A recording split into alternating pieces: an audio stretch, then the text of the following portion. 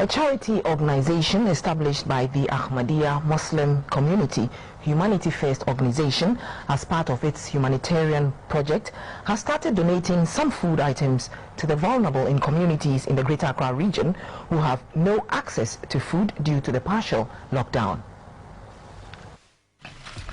The Ghana chapter of Humanity First, an international disaster relief and human development NGO, providing aid to the needy around the world as part of its support during the COVID-19 crisis, fed the poor and needy in parts of Accra. The beneficiaries were mostly people who have temporarily lost their livelihoods as a result of the partial lockdown of Accra. On behalf of the beneficiaries, the Assemblyman for the Awoshianya electoral area thanked Humanity First for the gesture and appealed for more support until such a time that those who cannot feed themselves are able to do so.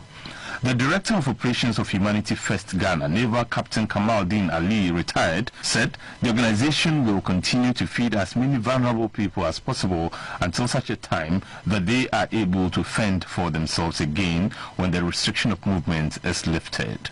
Humanity First itself is founded within the Ahmadiyya Muslim community. Despite that, it is apolitical and non-religious in terms of what it delivers to society and humanity. What we are doing is going around Accra, working with relevant local authorities, especially the assemblymen and assemblywomen, in identifying vulnerable communities and delivering help to them. Abdulhamid Mumin, GBC News, Accra.